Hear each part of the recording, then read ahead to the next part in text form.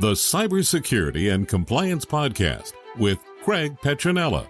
Learn about the most current IT security threats in ransomware, phishing, business email compromise, cybercrime tactics, cyber heist schemes, social engineering scams, as well as hints and tips from leading professionals to help you prevent hackers from penetrating your network and dropping ransomware or malware payloads. This podcast will arm you with the best info to defend your network against the latest cyber crimes. Don't forget to like and subscribe. And now, here's your host, Craig Petronella. Hi, everybody. Welcome to a new podcast episode. We've got Blake and Erin. Today, we're going to talk about how to transition to a zero trust framework. Yeah, we promised this one. We did promise this one last week. So I think a good thing to start off with is, Craig, why don't you tell us what is a zero trust framework exactly? Yeah, so zero trust is kind of a buzzword, but basically what it means is you're not trusting the vendor or the provider. It's like, for example, something like Signal is probably considered a zero trust. Verify that, but it's probably a verifiable zero trust for secure end-to-end encrypted messaging. And the reason why it's probably falls under zero trust is because the code is open sourced for everyone to kind of security researchers, professionals, etc. to scrutinize. But basically, zero trust means you're not trusting proprietary or the vendor in particular. So if you embrace a zero trust framework, remember we talked about different kinds of vendors and their risk profiles. Well, as we move towards a zero trust model, it's really better for everyone and it increases security as a whole. Yeah, I looked it up and it says requiring all users, whether inside or outside the organization's network, to be authenticated, authorized, and continuously validated for security configurations and posture before being granted or having access to any user's applications or data. Okay. That's a mouthful.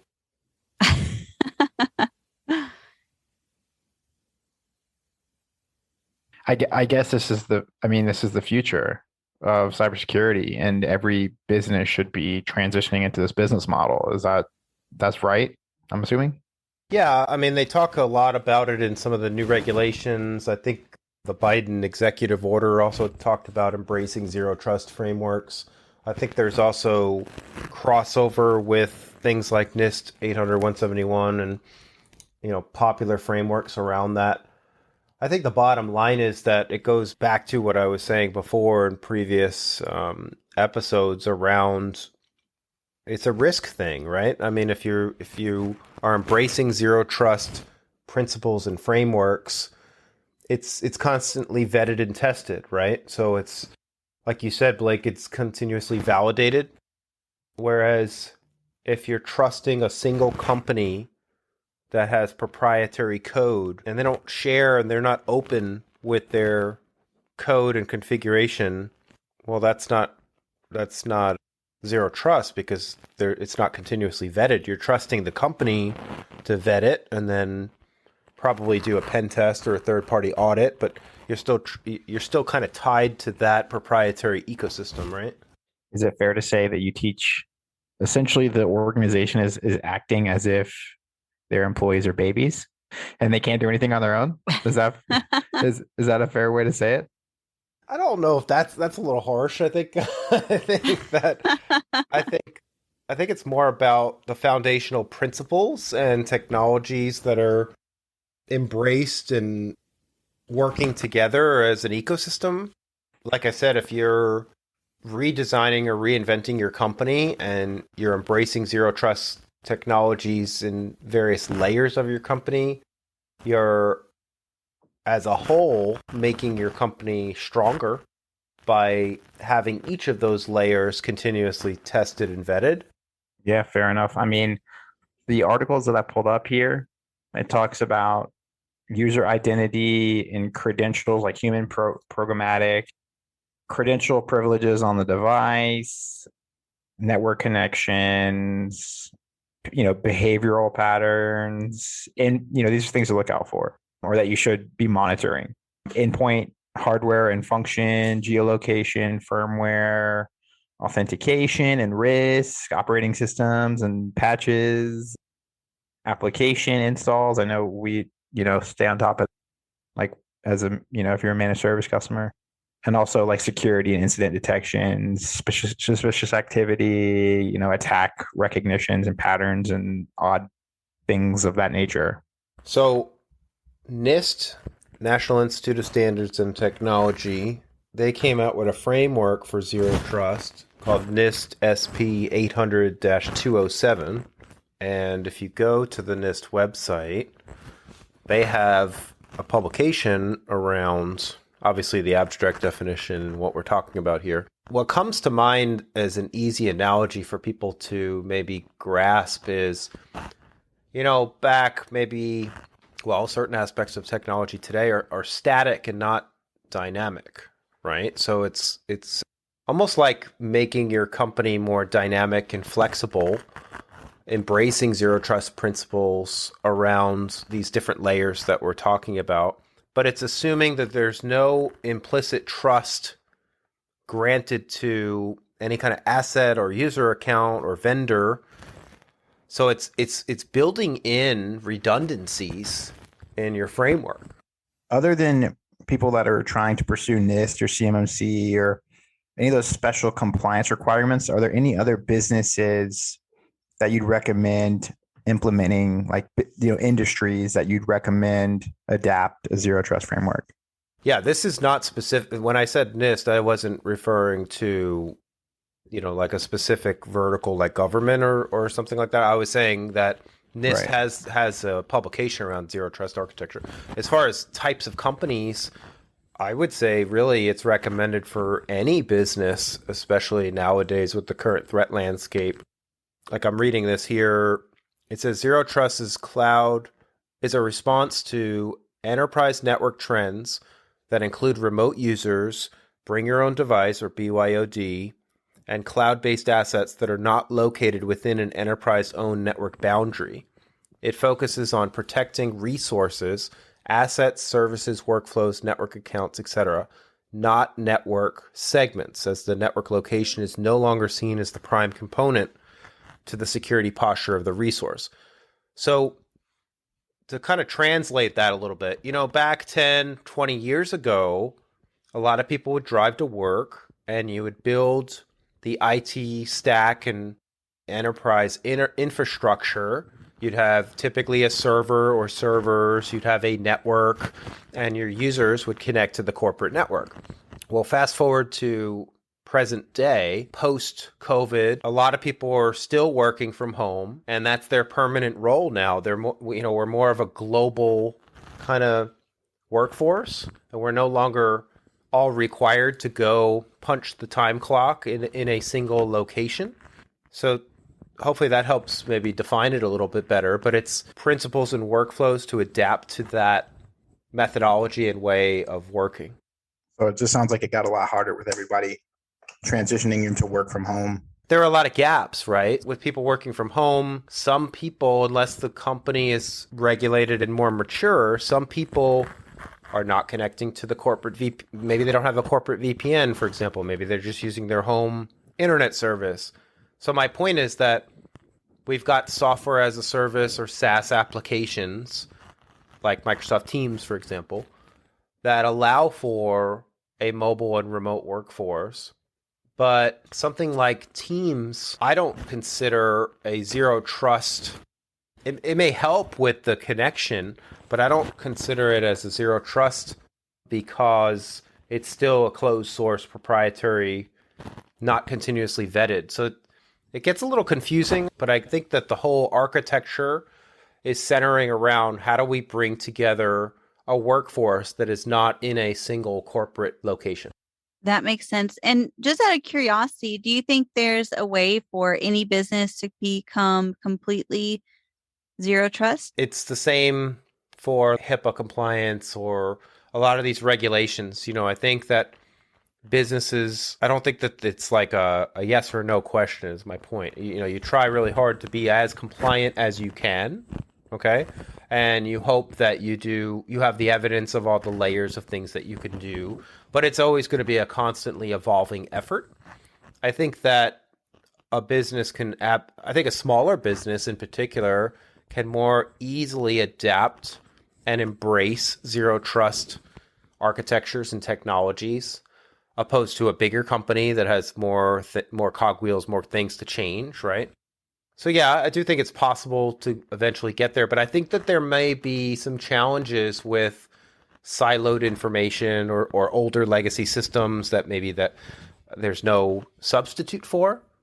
Like, for example, data and email is probably the first step that most businesses would take to embrace zero trust, and then moving out from there, entering the applications that the company would use and the different hardware or network layer. There's just different puzzle pieces. Yeah, I mean, that makes sense. And that completely goes along with the 22 layer be an onion approach.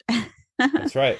To cybersecurity. That makes sense. And what do you think would be like the easiest thing for people to implement to start becoming zero trust? The easiest thing would be the data and email. So they can certainly call or reach out to us, and we can help evaluate their situation and then create an assessment process to see exactly what would be the low-hanging fruit to convert them over to a zero trust architecture. Mm-hmm. It's obviously going to be different for various types of companies or regulations that they're subject to, but most often it's going to fall into what I said earlier. The data and email components are usually the easiest to move into some type of zero trust model. But a proper evaluation, discovery, and assessment process has to be followed, because if you just go sign up for something, it may not work and be compatible with your workflows and how you operate. Maybe you have certain applications or custom workflows. So we got to make sure that things don't break and cause more havoc or problem. So I was looking into the 800-207 that you were talking about. Yep. And it talks about the core principles of zero trust, which is continuous verification. Obviously, we've already talked about that. Limit the blast radius is what they say, and automate context collection and response. Can you talk briefly about those? Like, limit the blast radius. So how do you minimize an impact if a breach occurs? Enclaves. That's one way, obviously. Yeah, it would be enclaves or segmentation, compartmentalizing things, leveraging technologies like end-to-end encryption, for example, also trying to embrace passwordless technologies. So those are some ways to mitigate risks, because if you embrace a technology that doesn't rely on passwords, for example, well, now you're raising the bar in regards to providing better protections against phishing and business email compromise. So it goes back to our layered model is what I'm getting at. And then as far as automate context collection and response. Yeah, so that falls into like what we were talking about, XDR, extended detection and response, and artificial intelligence automations. You can put in almost like scripting and logic and automations to help, depending on the layer that it falls into. So if we talk about XDR, for example, XDR relies on artificial intelligence and patterns and data and analysis, and it's continuously improving, and it's also continuously getting vetted and tested, right? So as all the immense logs come into different places, it helps aggregate that data and helps make sense of it before it bubbles up to the human level. Awesome. Yeah, this article I'm talking about also talks about 3 different stages to like rolling out. Step 1 is to understand all the resources and access points and visualize the risks involved with those access points and those devices. The second stage would be to detect and stop threats or mitigate the impact of a breach. We already talked about that. Compartmentalizing. And in case of the breach, obviously a threat that cannot be stopped, figure out how you would minimize the impact to the ecosystem, the environment. And then the third stage would be extended protection, right? We talked about XDR, and open that up to every aspect of the IT infrastructure all the resources, all the locations, all the endpoints, and all the employees would be like the 3 steps to rolling this out. Yep. From my understanding. And one of the things that this kind of stuck out at me. It says, Zero Trust was created based on the realization that traditional security models operate on the outdated assumption that everything inside an organization's network should be implicitly trusted. This implicit trust means that once on the network, users, including threat actors and malicious insiders, are free to move laterally and access or exfiltrate sensitive data due to a lack of granular security controls. So the reason why that sticks out to me is back ages ago, 20 years ago or so, when I took the Cisco certifications, there was always this implicit allow function, meaning your firewall was at your corporate location and anything inside the network was implicitly trusted. That's what they're saying here. They're saying, look, we're in a world now that we're all not working out of a corporate network. We're all not in one place. We're all not working out of the same network, the same location, and going through the same firewall, for example. And we can't all be implicitly trusted anymore. So we need something better. And that's what Zero Trust brings to the table. It's no longer assuming anything. It's always verified, never trust. Well, this is the future because obviously in one of our previous podcasts, we talked about breach statistics, and a huge percentage of the breaches actually come from, internal employees, people who, let them in the back door accidentally, right? Obviously intentionally is another thing that we're talking about, sabotage, espionage, but accidentally letting them through the back door, because a lot of times from stats, that's the easiest part for hackers to start at, to come through the back door and to see if there's entry to the back door versus them kicking through your front door, right? So internally, we've talked about this before in some of our podcasts, Yeah, I've talked about that analogy with the alarms and cameras and dogs and different security layers. And I think, that's a good point. I think that, if you look at it through that lens and through that perspective, a zero trust model is more secure because each of those layers are independently verified. Nothing's ever trusted. It's always verified at each individual layer and endpoint, and as far as you can take this. Like, for example, when we at PTG adopt a zero trust principle like end-to-end encryption, we're leveraging and trusting encryption standards that are global and continuously verified for security and tested. We're not trusting a single entity or company or person with a particular security layer. So it's kind of like, it goes into a little bit of crossover with like blockchain, for example. Blockchain is a technology that's secure by default, but it's open and it's append only. So you can't make any changes to it. Nobody in the world, right? As long as the blockchain, so we got 2 different kinds of blockchains. We have public blockchains and private blockchains. We're specifically talking about a public blockchain. So like, for example, like with Bitcoin, Bitcoin is the first use case of a public blockchain. And it's also the most secure because it's the longest chain, and the longest chain that has all of the blocks continuously verified by all different nodes on the blockchain that participate in the process. That's why it's the most trusted. And trust me, hackers are always trying to break and steal Bitcoin. My point is that, that could be some type of crossover point. But it goes, like Blake said, it goes into all these different layers of software and, hardware and different, pieces. That's why it's so important to follow our assessment process to make sure that we're looking at everything in your company to make sure the right solutions mesh well together. Well, and I think too, I feel like I kind of come back to this a lot, but if you think about the SolarWinds, right, hack, that was because there was not a zero trust framework set up, right? Would you say that's the case? Well, with SolarWinds, it was interesting because the hacker, Okay, so this is where it gets a little complicated. So SolarWinds is a software. Well, in this case, it was they were providing a software to help their customers with remote monitoring and management, patch management, et cetera, right? So their companies and their customers of SolarWinds were trusting SolarWinds to provide vetted and tested security updates and patches. Right. Well, what happened in their workflow was SolarWinds was breached and hackers used them as a jump-off point to infect all of their customers. So it's not really the same. There's some parallels, right? Like it goes back to what I was saying earlier around you got to really trust your vendors. But so let's go back to the SolarWinds thing. Even if you've asked SolarWinds prior to this event, show me your supporting proof of your third-party pen test. And let's say they show you all that stuff. There's only so much that the customer can do. You have to trust them at some level, right?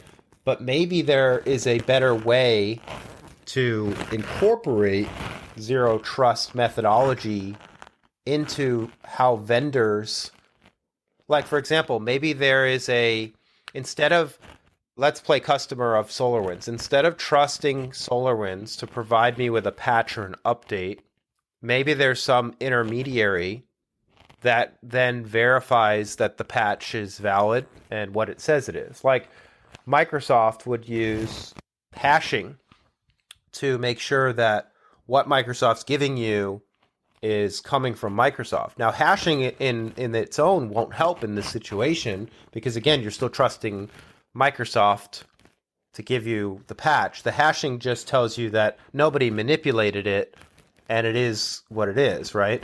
But what I'm saying is maybe there's a way to have a third-party layer vet and test and verify that, hey, look, this really is a update from SolarWinds, or no, this is malware, we're going to deny this. You know what I mean? Like maybe in the future, there's some kind of open standard that helps these companies verify what that they're doing, what they're saying they're doing. Like for example, on the blockchain, you can't manipulate and alter the Bitcoin blockchain, for example. Everyone on the network would say, no, that's not real, and they're going to deny it. So that's what I'm saying. Maybe there's a way to decentralize and add a component to some of the trusted circle vendors that a lot of businesses use. I'll give you another example with QuickBooks. Tons and tons of small businesses use QuickBooks, or tons of businesses use PayPal or Square.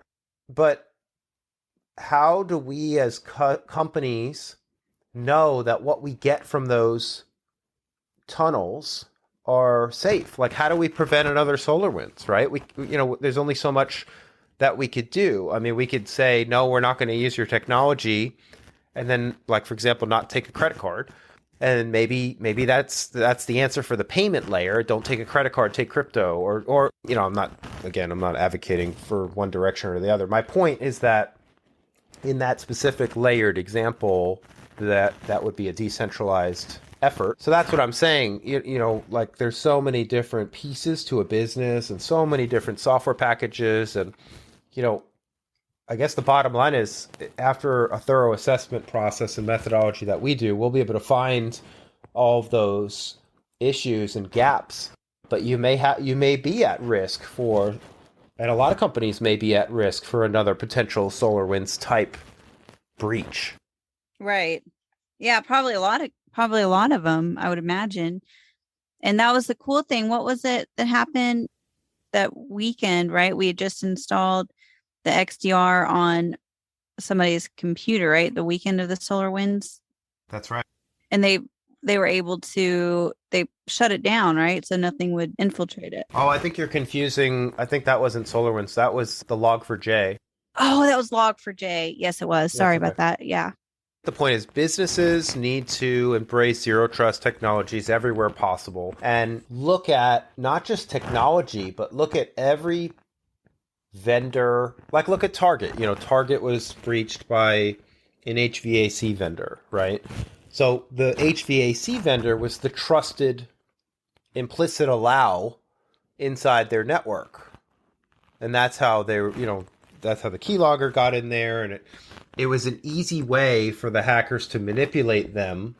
So what I'm saying is that when we evaluate a business, we don't just evaluate their technology, we don't just evaluate their cybersecurity layers. We're looking at the business as a whole. You know, what vendors is that business using? Who's in that trusted circle? Are there more than one group or more than one employee authorizing spending, for example? Like, what if you get a phishing email and somebody like the controller is persuaded to send money packs or Bitcoin or gift cards to somebody? Is there somebody that checks on that to make sure that that is legit? You know what I mean? Like that's an example of a central point of failure there at the human level, right? So maybe there's a checks and balance of that, but this spiders out into so much is my point. It's not an easy thing. I mean, it's a good direction to go, but it's not an easy answer for a lot of companies. Right.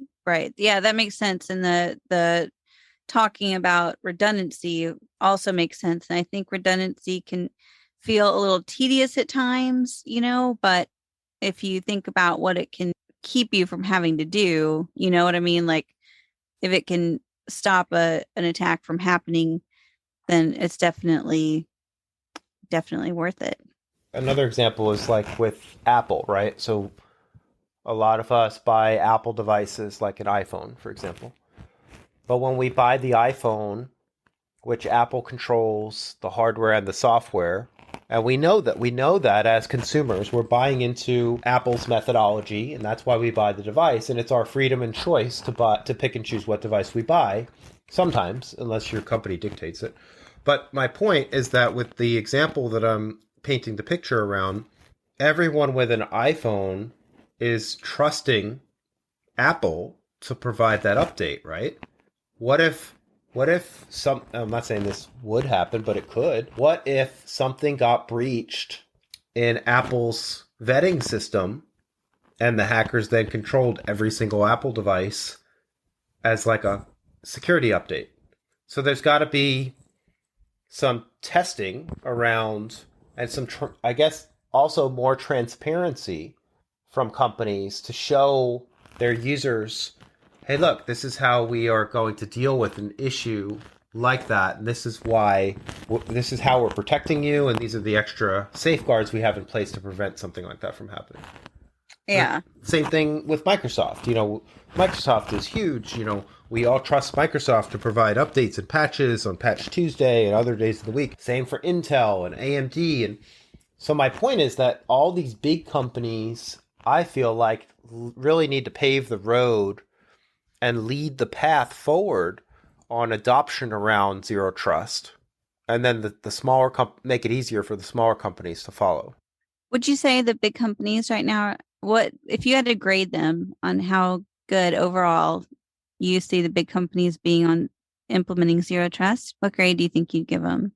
Well, I think it's kind of hard to answer that question. I think Apple has really done a great job. I think Microsoft has done a great job too. I think Apple's job from a threat landscape perspective may be a little bit, quote unquote, easier because Apple only works on Apple's devices, right? They control the hardware and the software. So it's always been, in my opinion, easier for Apple to engineer the perfect marriage of hardware and software. Whereas Microsoft has to adapt their software to all these different channel manufacturers that adhere to what we call standards. And a lot of these manufacturers don't do everything perfectly, so they may be really close to the standard on something or off the standard on something else. So my point is you've got these nuances that Microsoft has to support. So their hardware configurations are a bazillion different combinations that they have to make Windows be compatible and not crash, for example, or blue screen. So I think that's another challenge. But as far as zero trust, I don't really feel like those big companies, Microsoft or Apple in this example, are providing enough example around zero trust. I think there's a lot more work to be done there. I still think that since they are the big companies and they have the resources, they should be the ones to kind of lead the pack. One thing that comes to mind when you mentioned Apple is like, I can't remember. I think it was like maybe like 5 or 10 years ago, but you weren't able to download apps outside of the App Store. They prompt you and they warn you, and you have to go into your computer to like unlock it to allow an external app outside of their App Store to even be installed on a machine. And I was thinking about that as soon as you started talking about zero trust, and I think Apple does a pretty decent job at kind of keeping their ecosystem, their software and their hardware and their security all kind of buttoned down for the most part, in my opinion. Yeah, I agree with that. I agree with it's our opinion, of course, but my point is that I think that for Apple, it's easier because, again, for the example I just gave around them engineering the hardware to match perfectly to software, right? I still think that there could be more work to be done to embrace zero trust. I think that Apple has really started to lead the way in privacy protections at the consumer level, like with they have new technology now where the user doesn't have to give up their email address, for example, and they can mask their IP address. And, there's different privacy levels that I feel are overall a good thing for Apple that is kind of pushing those things. But I still think that there's more work that can be done to embrace zero trust. Like, for example, I don't see where, maybe I'm wrong, but I don't see an easy way to verify certain layers of Apple's ecosystem. I think that's held close to heart for them. What do you mean by that? We trust that Apple and Microsoft have not been breached, but there's no public layer that can attest to that. You check an iPhone and you check for updates, and we trust that when we check for updates, that update comes from Apple or Microsoft. But how do we really know? We're just trusting that, oh, okay, they said there's no updates. Like, how do we know that there's no zero trust layer that's vetted? Yeah, you're talking about like the kind of trust but verify thing, right? Yeah, exactly. Methodology. But that's kind of the whole principle around zero trust, right? Yeah, I mean, it's kind of hard to comprehend and to process everything because it's relatively new from my understanding. I mean, I guess it's not a new strategy, but it's like a new buzzword, right? Yeah, well, it is kind of a new proposed architecture, so it is kind of a new strategy. So it's especially if it comes from NIST, right? So they're trying to define it, and they're trying to say, look, this could be a good thing as a whole. And I do think it's a good thing as a whole, in my opinion. It's just, I feel like there needs to be more examples set forth by common companies and more transparency, I think. And I think Apple's starting to do that with some of these enhancements that they're making. But I guess, again, we're moving away from this corporate, everybody in one place, implicitly allow everyone inside to be allowed to do whatever they want. I think that as we add in and incorporate zero trust, I just think it needs to be done easily so that it's not a big bog down for people as well. So when you say bogged down, you just mean bogged down by all the layers and all the stuff they have to do? Yeah, like one thing that comes to mind for Apple is their Face ID, right? So like if I have a device set like for my Outlook, for example, if I use Microsoft Outlook on my mobile device, I can set Face ID that after so many seconds, it re-verifies that I'm who I am, right? Like that somebody else isn't looking at my email or whatever. And that's a zero trust methodology around that function or feature, right? That's an example. I'm saying that there could be more of that can happen that are not necessarily difficult for people to adopt and kind of, I guess what I'm saying is that I don't want companies to create more hassle and more frustration for people. I want them to work on easier to adopt improvement of workflow at the same time. So like, for example, like passwords, everybody hates passwords. every day it's like, oh, your password needs to be this long and this long and this long. And we've talked about password managers, and we've talked about technology like Gatekeeper and hardware tokens and different things like that, which we fully support. But my point is that if we can focus more on how and embrace a standard where, and I saw something, I haven't studied it yet, but there was some push for getting rid of passwords. So like if we can get Google and Microsoft and Apple to all get rid of passwords and still heighten the security of the device and the account that we're trying to protect without a password, and embrace some type of zero trust architecture where it's using encryption or whatever to protect that seed, that could be a good thing, is my point. I mean, gosh, could you imagine not having to, or maybe a technology, a zero trust technology that's built on the blockchain where like we have a seed or a token, and that token is kind of like Google Authenticator. It's private and individualized, but always changing every so many seconds.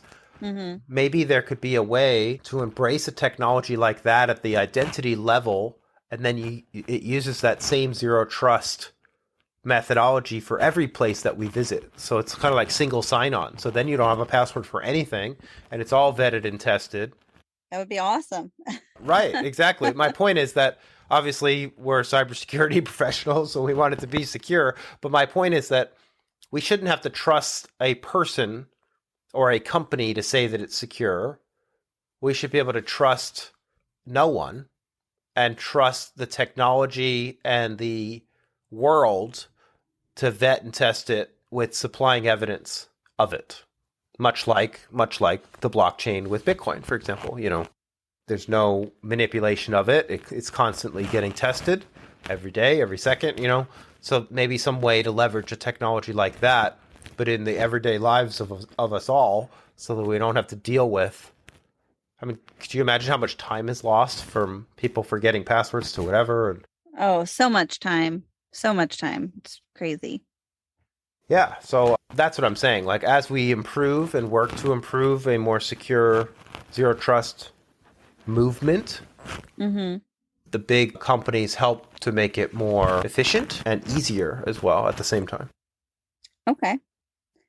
I was getting ready to pull up some of the 800-207 documents here.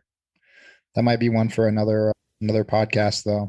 We could probably do a whole series on zero trust. I mean, zero trust is really just another word for what PTG and Craig have been telling people for a long time.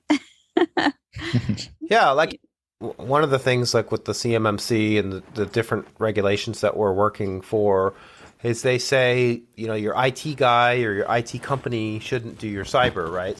Checks and balance approach. The cyber validates the stuff, meaning hardware, software, and methodology that the IT provider is doing.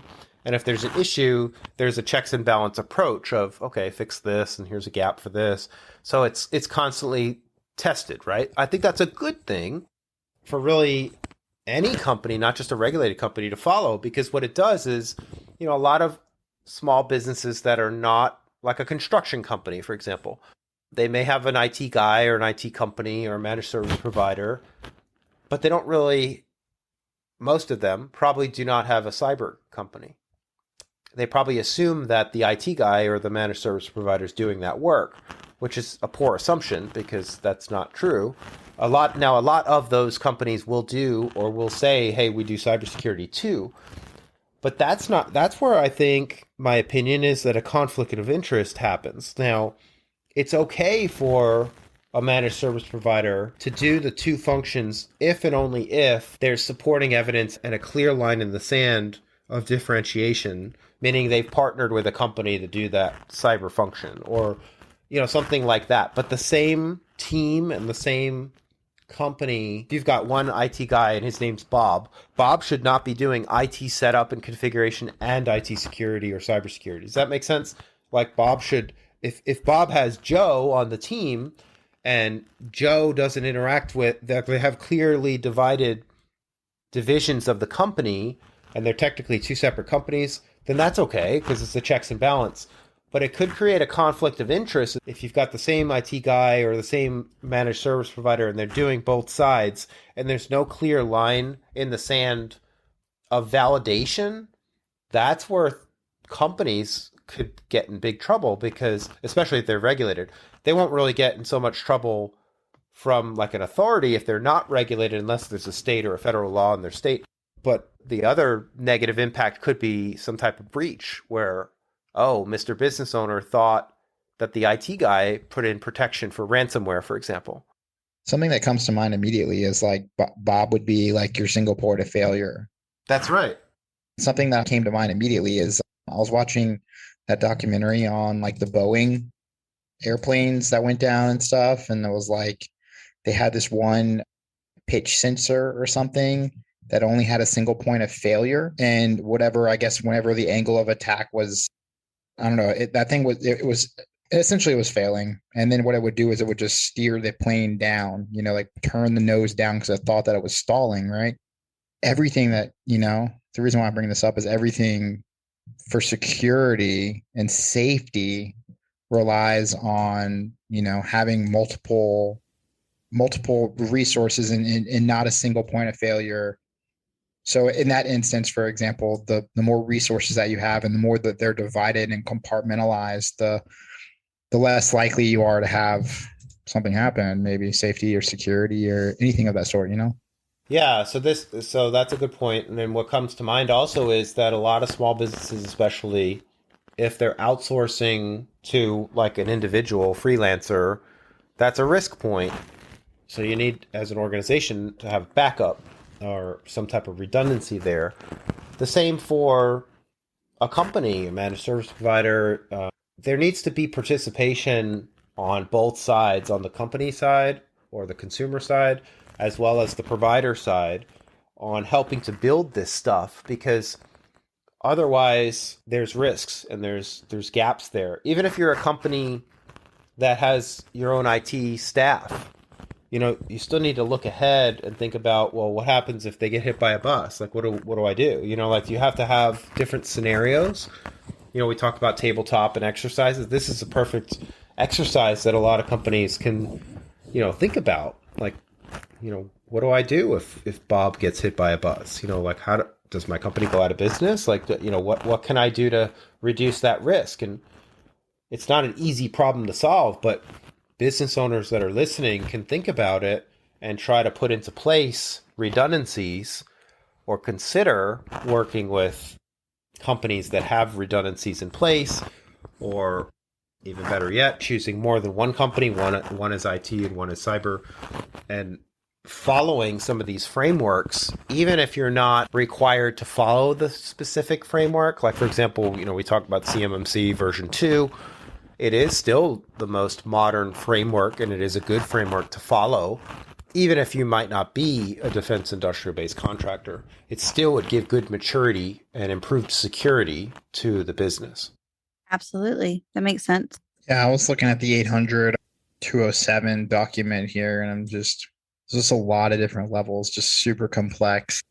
And they talk about also here, we talked about implementing before, but they talk about steps that you can use to implement or include CDM systems, continuous diagnostics and mitigation systems, essentially gathering information about the assets and the state of the assets within your ecosystem, industry compliance systems, essentially making sure that, whatever data or information that you're sharing falls within, if it's FISMA or healthcare or whatever regulations you have and the policies and rules. Of course, they talk about like a threat intelligence feed, which we've kind of talked about with XDR. And of course, the same thing here with network and system activity logs. Seems like XDR checks a lot of the boxes, data access policies. And yeah, there's a lot of stuff here, a lot of complexity, a lot of layers. Yep. That's what I was saying, that it's just not something that's an easy button, right? I mean, it takes effort from the business for adoption. First of all, they need to figure out what to focus on first. We have good methodology around our 4 pillars to determine that, but it's work. You got to work at eating the elephant one spoonful at a time. Yeah, absolutely. If you want to consume that elephant, you got to start somewhere. That's right.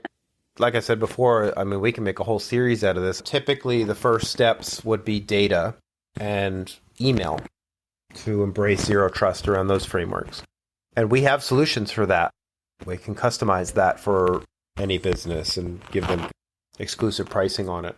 Well, it seems like XDR checks at least 2 or 3 of the boxes as well, too. Right, but it's at a different layer. Right. What I'm saying is that if we focus on data and email first, and we implement those technologies where effectively creating a secure bunker or an enclave to put their data in and their emails in on top of their unsecure stuff that's already running, right? So then it's a matter of how do we, if they have more than one person in the company, how do you then adapt to workflows and collaboration? And you mentioned XDR. So if they're a company that has several employees, multiple locations, for example, now your problems are exponentially more complex because you've got multiple people involved, different hierarchies involved.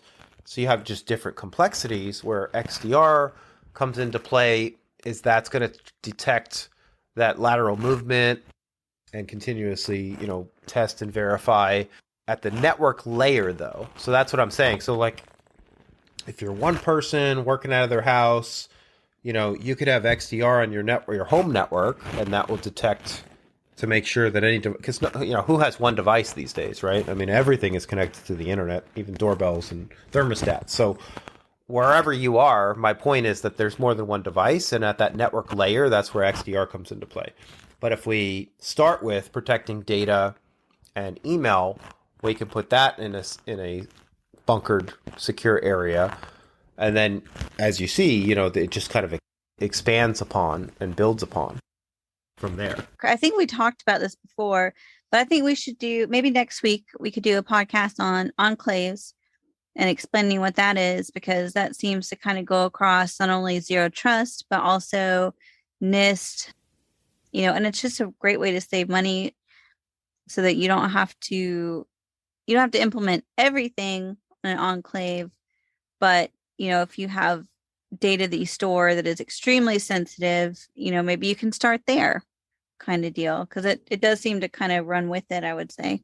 Yeah, I think this is probably a good closing point for this one, but I think the starting point should be to, just reach out to us and we'll help you, no cost or obligation to have that first phone call, just discuss it with you. And then obviously if there's a fit to provide professional services and, go through with something like a 4-pillar assessment, there's certainly a fee involved with that because it's a lot of work, but the output will be a blueprint on how to get started and how, what to do that you can. Obviously, we want you to do that with us if possible, because we have already vetted and tested, and we've got the 22-layer patented cyber safety stack. But you could also take that deliverable to any company and still have a good deliverable there that's tangible that could be used.